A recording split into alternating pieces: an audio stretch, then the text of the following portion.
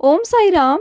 Welcome to Sai Samarpan channel. मैं हूँ आपके साथ में विन्नी और आज मैं आपसे बात करने आई हूँ। हम सभी जब शिरडी जाते हैं ना, बाबा के समाधि मंदिर में जाते हैं, तो हम सबके मन में आता है ना कि हम बाबा को क्या चढ़ाएं कि बाबा खुश हो जाए, बाबा हमारी मनोकामना पूरी कर दे, बाबा हमारी सारी इच्छाओं को पूरा कर दे। हम सोचते हैं ना कि बाबा के लिए ये लेके जाएं, बाबा के लिए वो लेके जाएं, बाबा के लिए क्या लेके जाएं।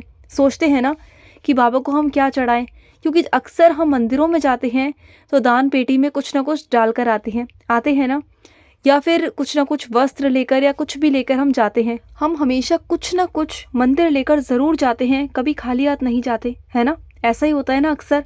आप किसी भी मंदिर में चले जाओ, किसी भी दरबार में चले जाओ, लेकिन हम कभी खाली हाथ नहीं जाते। कुछ ना कुछ या तो लेकर जाएंगे, या अगर नहीं लेकर गए तो कुछ ना कुछ दान पेटी में डाल के ज़रूर आते हैं। ऐसा होता है ना।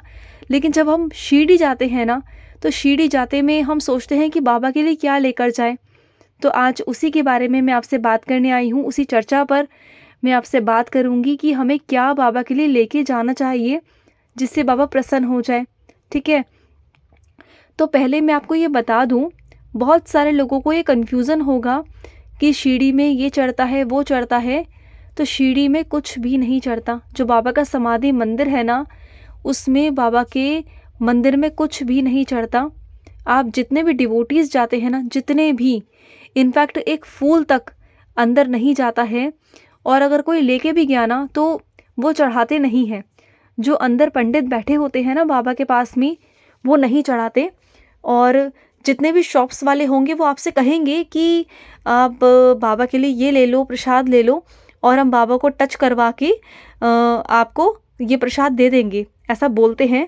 और ऐसा मेरे साथ में भी हुआ था।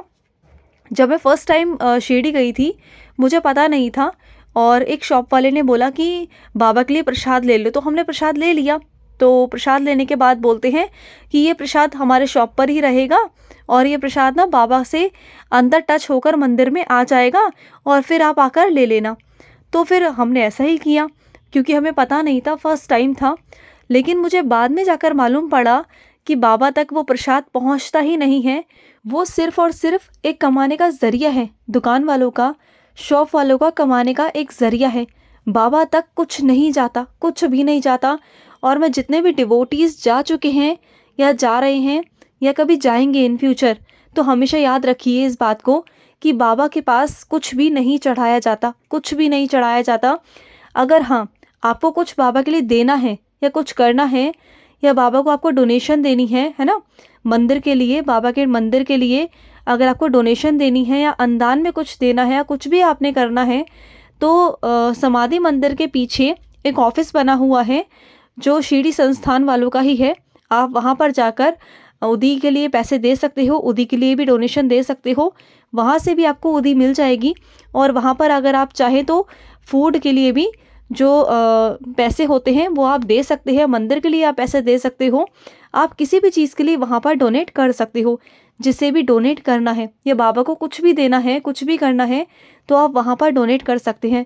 इनफैक्ट शायद वस्त्र के लिए भी वहाँ पर ही डोनेशन दी जाती है। तो आपने शॉप से कभी भी बाबा के वस्त्र या बाबा का प्रसाद या कुछ भी किसी भी शॉप से बाहर नहीं लेना है, क्योंकि आप जब भी समाधि मंदिर के अंदर जाएंगे, आप खाली हाथ ही जा सकते हैं।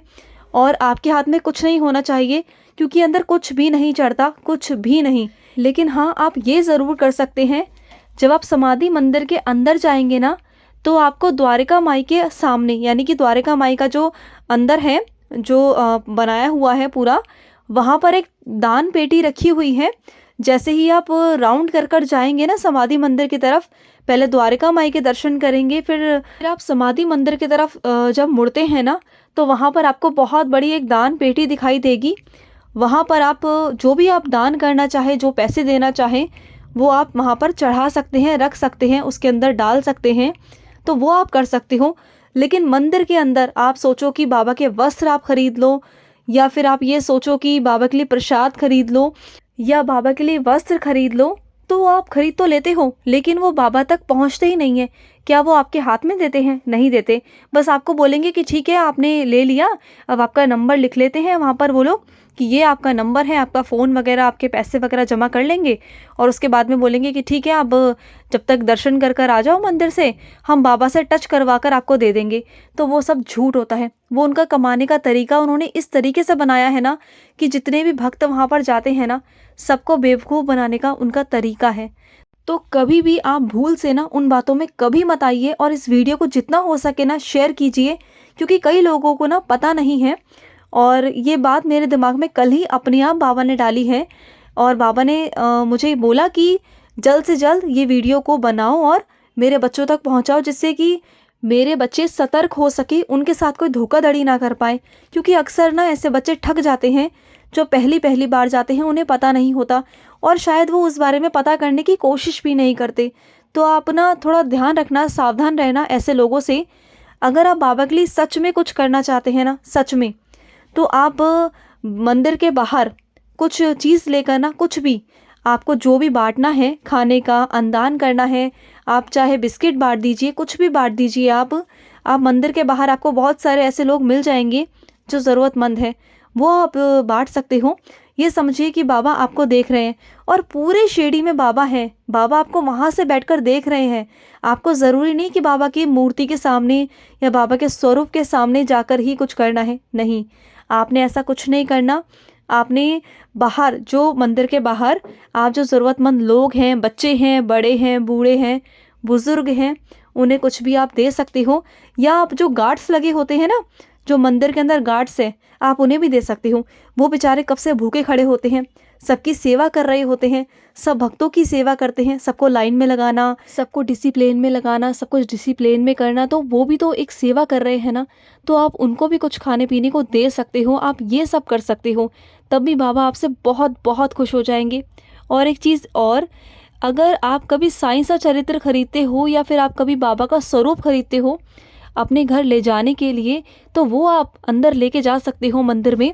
और ले जाकर ना, जब आप बाबा के आगे, स्वरूप के आगे खड़े होकर आप माथा टेकते हैं ना बाबा के आगे, तो वहाँ पर जो पंडित जी होंगे ना, उन्हें वो स्वरूप या साईं सा चरित्र बोलना कि बाबा से स्पर्श कराकर हमें दे दो। तो वो बाबा से स्पर्श कराकर आपको दे देंगे, उसमें बाबा का आशीर्वाद आ जाएगा। अब आप कहोगे कि ऐसा क्यों? साईं सा चरित्र में मेंशन है कि बाबा ने बताया है कि उनका जो भी भक्त, जो भी पुस्तक या कोई ग्रंथ या कुछ भी पढ़ना चाहता था, तो वो पहले बाबा को भेंट देता था, फिर बाबा उसमें आशीर्वाद देकर फिर उस बच्चे को वापस करते थे और वो उसे पढ़ते थे।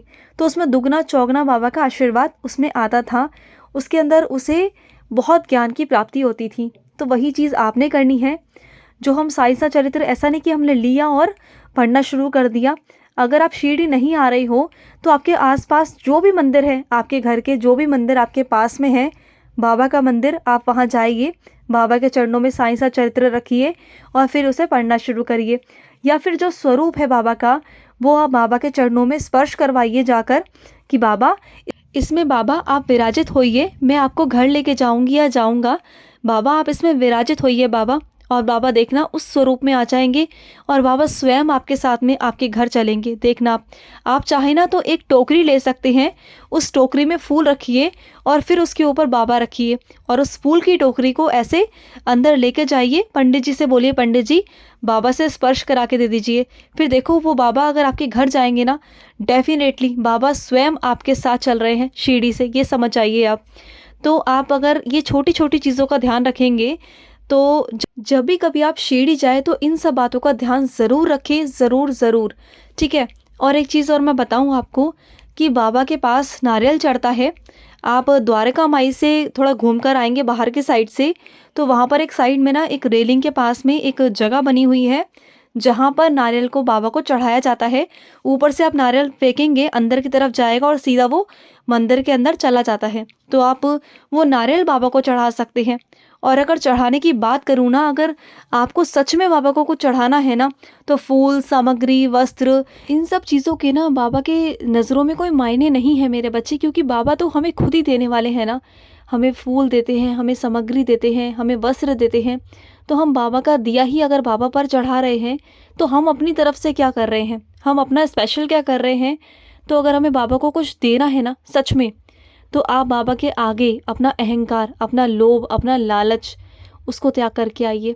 अगर आपको सच में कुछ त्यागना है ना, तो एक बुरी आदत आपको त्यागनी है बाबा के आगे कि बाबा मेरे अंदर ये बुरी आदत है बाबा, मैं आज आपके सामने प्रण लेता हूँ कि आज के बाद मैं ऐसा नहीं करूँगा, इस आदत को मैं छोड़ता हूँ बाबा। आप ही के मंदिर में आपके सामने साक्षात बाबा मैं आज ये प्रण लेता हूँ कि आज के बाद बाबा मैं ऐसा नहीं करूँगा, कभी नहीं करूँगा। आप इस चीज़ के साक्षी हैं बाबा, और मैं कभी भी नहीं करूँगा। तो सच बताती हूँ कि बाबा आपसे इतना खुश हो जाएंगे ना कि सच में मेरा बेटा आज या मेरी बच्ची आज मुझे कुछ चढ़ा कर गई है सच में। क्योंकि बाबा ना ये वस्त्र, फूल, सामग्री इनसे कभी खुश नहीं होते। बाबा को आपके भाव चाहिए, बाबा को आपका प्यार चाहिए, और बाबा को आपकी जो बुरी आदतें हैं ना वो आप छोड़ो। बाबा वो चाहते हैं कि आप सही रास्ते पर चलो, सही संगति में जुड़ो, आपके जीवन में खुशियाँ आए तो बाबा खुश रहेंगे। अगर आपके जीवन में खुशियाँ नहीं है ना, तो बाबा कैसे खुश रह सकते हैं। बस बाबा को एक लालच के तौर पर कुछ भी बाबा को भेंट कराओ, आप जाकर वस्त्र भेंट कराओ, फूल भेंट कराओ, कुछ भी करो, तो क्या आपके लालच को, आपके स्वार्थ को बाबा नहीं जान पा रहे? बाबा तो अंतर्यामी है, तो वो किसकी बात को नहीं समझ सकते, किसके मन को नहीं पढ़ सकते वो। और हमें लगता है कि हम बहुत अच्छा काम कर रहे हैं, कि बाबा हमें समझ नहीं रहे। बाबा सब समझते हैं। बाबा को सब पता है कि अगर ये मुझे वस्त्र चढ़ा रहा है, कुछ मन्नत मांग रहा है ना, तो इसके अंदर स्वार्थ है, तभी ये मेरे पास आया। बाबा को अपने वही बच्चे प्रिय हैं जो बिना स्वार्थ के, निस्वार्थ भाव से बाबा के पास जाते हैं, जो सिर्फ और सिर्फ बाबा से मिलने जाते हैं, जो कोई इच्छा नहीं प्रकट करते बाबा के आगे। बस बाबा से ये कहते हैं, बाबा ये ज़िंदगी भी तेरी है, मैं भी तेरा हूँ, सब कुछ तेरा है, और जैसा तुम्हें चलाना है आप चलाओ, मुझे कोई मतलब नहीं बाबा। आप जैसा रखोगे, जिस हाल में रखोगे, मैं उस हाल में रहूँगा बाबा। बस अगर ये कहोगे ना, तो 100% आपकी लाइफ ऐसी बदल जाएगी ना कि जो आपने सोचा भी नहीं होगा। मैं हमेशा यही कहती हूँ कि हम जो ईश्वर से मांग लेते हैं ना, वो शायद हम अपने अकॉर्डिंग, अपनी सोच के अकॉर्डिंग मांगते हैं, लेकिन अगर हमें ईश्वर देते हैं ना, तो वो हमें अपनी सोच से ना बहुत परे मिलता है, बहुत अलग मिलता है। हमें खुद नहीं पता होता कि यहाँ तक भी हम सोच सकते थे क्या। बस हम ये सोचते रह जाते हैं, हमारे पास क्वेश्चन मार्क के अलावा कुछ नहीं होता। क्योंकि बाबा का सोच, बाबा बहुत अलग है, बहुत, उनकी कोई सीमा नहीं है, उनका कोई लिमिट नहीं है कि वो जो हमें दे सकते हैं। तो इसलिए ना कभी खुद से मत मांगिए, बाबा को देने दीजिए। बाबा से कहिए, बाबा जो आपको अच्छा लगता है, जैसे आपको करना है ना, आप वैसा करिए, हमें कुछ नहीं पता। तो बाबा अपने तरीके से करेंगे, और जब वो अपने तरीके से करते हैं ना, तो वो बहुत बहुत अच्छा होता है, बहुत बेटर होता है। तो यही बातें मुझे थोड़ी सी आपको बतानी थी कि आप सावधान रहें, शिरडी जाकर ऐसी कोई गलती ना करें कि आप ठग जाएं, आपके साथ धोखाधड़ी हो जाए। और अगर आप चढ़ाना भी चाहते हैं तो किस तरीके से करना है, क्या करना है, वो भी मैंने आपको बताया। नारियल का बता दिया कि नारियल भी किस तरीके से करना है, तो आप वो सब चीज़ें कर सकते हो। और मैंने आपको ऑफिस का भी मेंशन किया कि जो द्वारका माई के, जो समाधि मंदिर के पीछे, ठीक है, जहाँ पर नीम का पेड़ है, वहाँ पर ऑफिस भी बना हुआ है। आप वहाँ पर जाकर भी डोनेशन दे सकते हैं।